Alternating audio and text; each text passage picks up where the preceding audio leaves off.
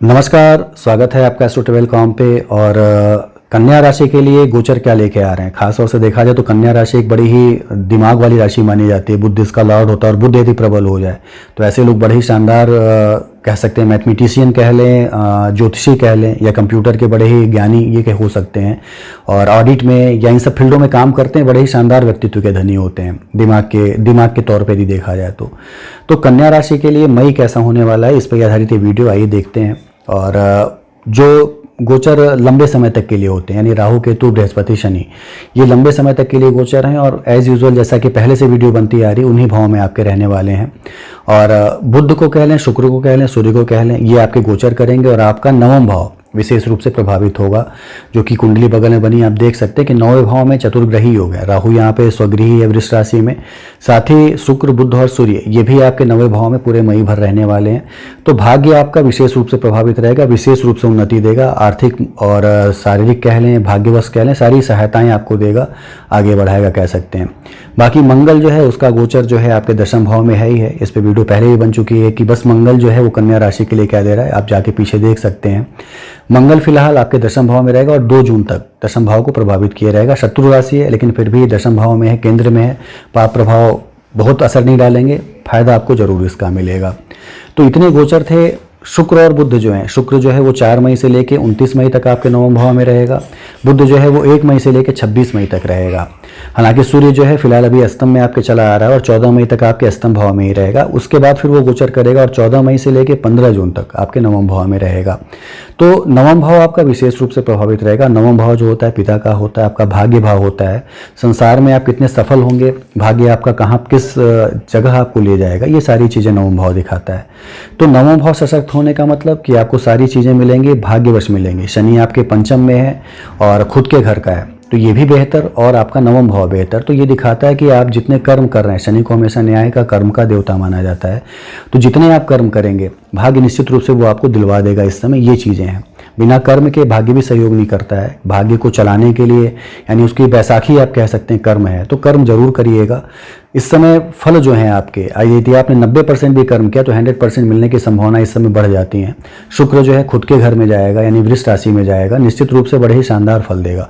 और इस फील्ड से रिलेटेड, यानी वो लोग जो कि फैशन के फील्ड से रिलेटेड होंगे या एक्टिंग के फील्ड से रिलेटेड होंगे, चलचित्र जगत के फील्ड से रिलेटेड हैं, सिनेमा कह सकते हैं, सीरियल्स कह सकते हैं, छोटे छोटे जो फिल्में बन रही हैं, आर्ट्स कह सकते हैं, उससे कह सकते हैं, इन चीज़ों में बड़ी शानदार फल मिलने वाले हैं कन्या राशि वालों को। तो इस फील्ड से रिलेटेड यदि आप कोई काम कर रहे हैं तो निश्चित रूप से आसानी से सफलता मिलनी है। इस फील्ड से रिलेटेड यदि नहीं भी कर रहे हैं तो भी आपका भाग्य और आपका कर्म, ये दोनों सब मिलकर आपको बहुत ही अच्छी जगह ले जा रहे हैं, इसमें कोई दो राय नहीं है। बुध को यदि हम ले लें तो बुध को मैंने पहले ही बताया कि बुध जब भाग्य भाव से रिलेटेड हो जाए तो बुध से संबंधित जो काम है, यानी गणित हो, ज्योतिष हो, और ओरेटर हो, आप स्पीच देते हो, प्रीचर हो, यानी आप कहीं उपदेश देते हैं या जनता में कहीं भाषण देते हो, आप जनता को मोटिवेट करते हो, उसके लिए बड़ा ही शानदार यहाँ पे देख सकते हैं फल आपको मिल सकता है। बुध आपके दशम का भी लॉर्ड है और बुध जो है आपके लग्न का भी लॉर्ड है, यानी केंद्र का लॉर्ड होकर त्रिकोण में जाना, ये अलग से राजयोग बना देता है। तो इसमें कोई दो राय नहीं कि बुध जो है बड़े ही शानदार फल देने जा रहा है। और बताने के पीछे रीज़न सिर्फ ये होता है कि आप कोशिश अपनी पूरी किया करें। गोचर बड़े अच्छे बने हैं और ग्रह के भाव जो है वो बड़े अच्छे हैं, लेकिन आप कोशिश नहीं करेंगे तो चीज़ें नहीं मिल पाएंगी। आप यदि इस फील्ड से जुड़े थे और इसमें कोशिश आप कर रहे थे तो ये उचित समय है, आपको सफलताएं आपको मिलेंगी और दिखेंगी भी कि हाँ सफलताएं मुझे मिल रही हैं, मैं कोशिश कर रहा था, मेरा एक अच्छा समय आया, अच्छा पीरियड आया, मुझे काम अच्छा मिला, मेरी तरक्की हुई एक तरह से कह सकते हैं। वो तो बेहतर समय आपके लिए बना हुआ है। एक चीज़ और भी है कि आपकी गोचर कुंडली और नैसर्गिक कुंडली, उसमें एक सामंजस्य होना चाहिए। जैसे यहाँ पे शुक्र और बुध जो है वो आपका है तो काफ़ी अच्छा, यहाँ पे गोचर में 9 भाव में है, शुक्र स्वगृही है।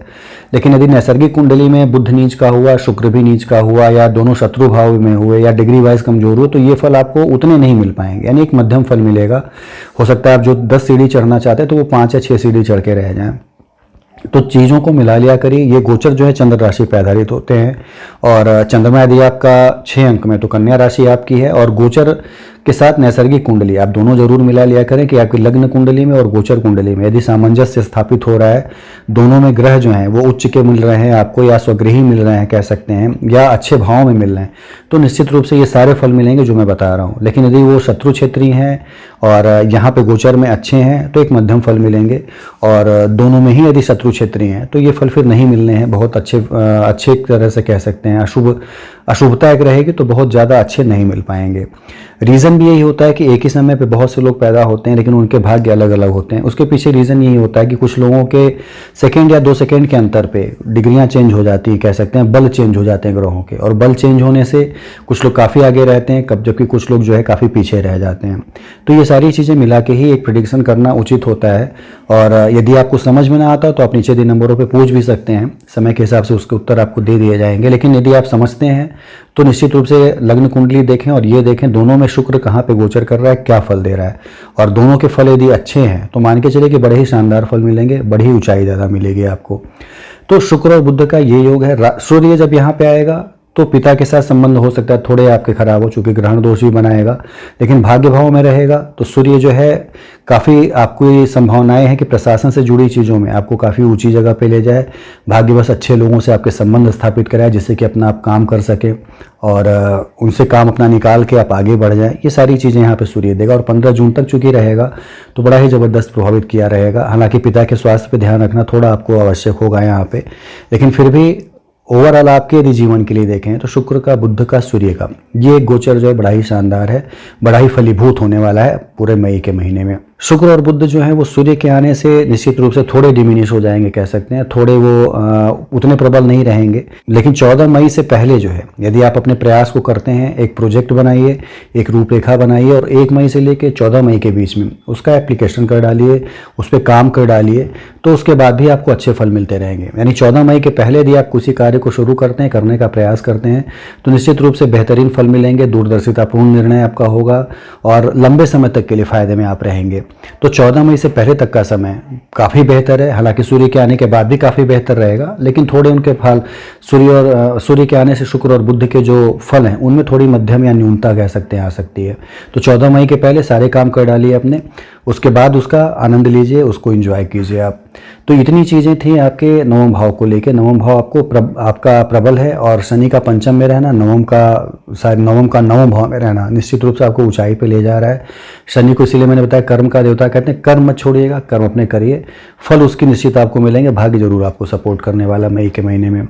मंगल भी आपका दशम भाव में है, यहाँ पे ये पाप ग्रह होता है, शत्रु क्षेत्रीय है, लेकिन फिर भी दशम भाव में होकर शुभ हो जाता है। और जैसे जैसे सूर्य फल देता है वैसे ही मंगल भी आपको फल देगा। प्रशासन से संबंधित कार्यों में, प्रशासन से जुड़ी हुई चीज़ों में निश्चित रूप से आपको फलीभूत होंगी चीज़ें। और यदि आप स्टूडेंट्स हैं और एग्ज़ाम दे रहे हैं, खासतौर से यदि सेना का और पुलिस में कह लें या प्रशासन में कह लें किसी अच्छी पोस्ट का, तो निश्चित रूप से आपको सफलता मिलने की संभावनाएं जो है मई का महीना लेके आ रहा है। और प्रयास यदि आप करते हैं तो उसमें सफल भी आप रहेंगे, इसमें कोई संशय नहीं है। तो कोशिश अपनी करिए, चीज़ों को पाइए। बृहस्पति को ले लें तो बृहस्पति छठे भाव में रोग शोक और शत्रुओं से आपको बचा ही रहा है। हेल्थ वाइज देखा जाए तो आप काफ़ी ज़्यादा प्रबल रहेंगे, बहुत ज़्यादा संभावनाएं बीमार पड़ने की भी नहीं है, क्योंकि आपका छठा भाव या 8वां भाव जो है बहुत ज़्यादा प्रभावित नहीं है किसी भी पाप प्रभाव से। तो फल बड़े अच्छे मिलेंगे, शारीरिक रूप से स्वस्थ रहेंगे आप, दिमाग बड़ा ही फर्टाइल आपका रहेगा, एक कह सकते हैं औरोरा शक्ति उसकी बनी रहेगी। तो चीज़ें बड़ी शानदार मिलने वाली हैं। संबंध यहाँ पे शनि और मंगल के बन रहे हैं, शनि मंगल की जो कहते हैं षडाष्टक योग एक तरह से कह सकते हैं आप, बने हुए हैं यहाँ पे। तो इसको कम करना है, इसके पाप प्रभाव को करना है कम। तो पूजा आप करिए, आराधना करिए और भगवान हनुमान की आराधना जरूर करिए, प्रभु हनुमान की, जो कि जीवित देव माने जाते हैं और दोनों के दोष, मंगल और शनि दोनों के दोषों का समन करने की शक्ति इनके अंदर है। तो उनकी आराधना करिए, मंगलवार शनिवार को ही जाए, लेकिन आप जरूर जाएं मंदिर और दिए जलाना, उनकी पूजा करना, हनुमान अष्टक का पाठ करना, ये सारी चीज़ें करें। फल बड़े शानदार दे सकते हैं यहाँ पे हनुमान। पाप प्रभाव में कमी ला के आपको एक कह सकते हैं कि प्रगति के पथ की तरफ अग्रसर जरूर कर सकते हैं। तो देखा जाए तो ओवरऑल जो है बड़ा ही अच्छा एक संबंध बना हुआ है ग्रहों के गोचर का, दृष्टि संबंध, युति संबंध सभी जो है बड़े शानदार बने हैं। क्रियान्वयन इसका करिए, एप्लीकेशन करिए, प्रोजेक्ट बनाइए, आगे बढ़ने का प्रयास करिए, चीज़ें बड़ी बेहतर आपको मिलेंगी। ये सारी चीज़ें करिए। बाकी आपको यदि आपके सवाल कोई हैं जो कि आपके इस गोचर से संबंधित हो या आपकी नैसर्गिक कुंडली से संबंधित हो, आप पूछ सकते हैं। समय के हिसाब से उसके उत्तर आपको ज़रूर दे दिए जाएंगे। हालांकि जो भी ज्योतिष का कार्यक्रम देखते हैं वो सभी लोग इतने जानकारी रखते हैं कि आपकी नैसर्गिक कुंडली और गोचर कुंडली में कौन से ग्रह अच्छे हैं, कौन से बुरे भाव में, या कौन से उच्च है या स्वगृही हैं। तो आप मिला लें, मिला के सारी चीज़ों को देख लें। उसके बाद भी कोई चीज़ें यदि आपको न समझ में आए तो निश्चित रूप से आप नीचे दे नंबर पर पूछ सकते हैं। समय के हिसाब से उसके उत्तर दे दिए जाएंगे आपको। धन्यवाद।